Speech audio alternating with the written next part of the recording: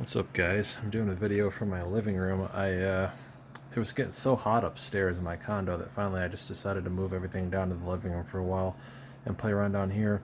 And I've redone my capture machine finally, and it finally is working the way I want it to work. At least it should be. I haven't actually tested and recorded anything yet with it, but I did finish building it last night and just getting everything updated, the software and stuff. And I've tested the bandwidth on my AverMedia card, and it's reading correctly at like 100% of what it should be reading at. So as before it was like a 90% bandwidth. Now it's running at what it should be. So we've got our little touch screen set up, and I can do, well, there you go. This is the John Will touchscreen I did a review on before, and it's a little 1080p HDR touchscreen, which is pretty cool. It's just powered from USB and hooks up a little HDMI cable down to the GPU. I've got HDMI in from my main gaming desktop over here with the 2080 Ti's and the 9900K, and then HDMI back out, and then that runs to the television set over here, my Samsung QLED. So what we've got here is our new, well, I've actually had some parts that I just kind of went ahead and repurposed for this machine that it's got, like from the old build, and just some other stuff that I had laying around, but I had extra, I had the GTX 1650, which is fine for the NVIDIA encoder, and then this system is now using an i5 9400, so I've got two 9th gen i-series CPUs now, this being the 9400, this being the 9900K, and then I've got a 1 terabyte NVMe drive in this from, I think it's from AData, and the motherboard is an Asus ROG Strix Z390-E. This is just the CD that came with it, but you can get kind of down in here. You can see all the lovely little light show that it's putting on. It's a pretty nice little motherboard. It's got a lot of features, a lot of RGB features. Probably not that good of an overclocker. I'm not sure that you could really overclock this CPU at all, and I don't need to for what I'm doing. But it doesn't have a whole lot of extra CPU power. But other than that, pretty good looking. We got our 16 gigs of Patriot Viper memory, which I think is really cool looking with the word Viper written right on it. And I've got my AverMedia capture card. It's the GC537 or 573. I forget the order the numbers, but whatever. I did a video on it before, and got my little lighting strip here and everything. So they're looking pretty good. This is an older NZXT case that I got from a guy I work with. He sold it to me for a fair deal. And we've got our EVGA 120mm CLC RGB cooler that I had used at one point for one of my 2080 Ti's. Now it's cooling our 9400 series chip. So there's no SATA in here at all. I don't have any cables to any drives. It's nice. It's just a single NVMe drive. It's sitting behind there where it says Republic of Gamers, and that little heatsink plate you can kind of see below the CPU cooler there. And that's all we've got for cooling it down. But everything is controlled through touchscreen. I don't have a mouse or a keyboard hooked up through this. Just the touchscreen. And I can do one of these right here and bring up our software for the AverMedia. I'm going to stop here real quick and then restart. This phone can only record for like 5-minute clips because it will overheat otherwise, or at least that's why they limit that. So give me 1 second and I will continue. Alright, so continuing here, this is our settings screen for the AverMedia software. But before, the problem I was having was the capture card was not getting the appropriate amount of bandwidth. In fact, I'll go run that real quick so I can show you guys what I'm talking about here. It was really irritating trying to figure out what the hell the problem was. But ultimately, it was a bandwidth issue. So you can see there it says this is the total bandwidth it's getting. Like, I'll rerun it here and you can kind of watch it, but it'll just like fill up this circle. Before, it would get all the way around, it would get here, and then it would like sit back about there. And so it was reading that it couldn't do 4K at 60 frames a second, and this is counting HDR. It could do 4K 60 frames a second if I used a lesser encoder, but anything above the like you've got, let's see what we got here, the NV12 encoder, which will do 4K 60 frames a second, but it doesn't do high dynamic range. So anything above that, I would get like 54, I think it was like 54.93 is exactly where it would sit all the time. So I could not get the full 60 frames a second. while recording high dynamic range, and I was getting like lost frames in the video recording, so it was choppy. Sorry, the air conditioning just kicked on, but it's like 90 plus degrees outside, so it's been warm enough for the AC to be running a lot. So sorry about the background noise.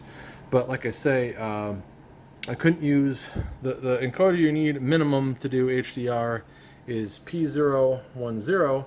Couldn't use that. It would sit at 54.93, and then the RGB24 was even worse than that. It was like in the 40s. So like you would constantly get stuttering and whatnot when you try to record anything with HDR. So it was kind of a raw deal. Wasn't working. But now that we've got the new board, I put the see, it's supposed to be it's a 4x slot PCI Express 2.0 card. But I tried it in like 3 different machines, always got the insufficient bandwidth. And it turns out it has something to do with either the way the motherboard distributes bandwidth, like the chipset bandwidth to the different slots, or the company's just full of baloney and you have to have an Intel. That's what they told me. They told me you have to have an Intel machine, which isn't written anywhere on their site or on the box or anything else. Nowhere in the advertising does it say you must have an Intel system.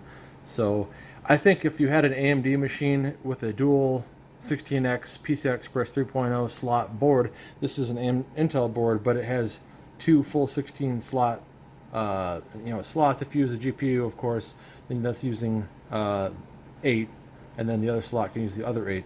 But whatever, the card gets the full bandwidth as long as you run it in a socket like that. It just never seemed to work for me in any of the 4X slots I put it in. But putting that to the side, let's go on to the next thing here.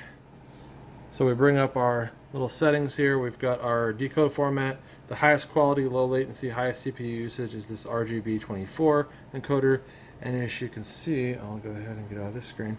But the frame rate it's going to get is a constant 60 FPS. It's using about 13 of my 16 gigs of RAM. This is a RAM heavy utility as well. They recommend that you have dual channel memory.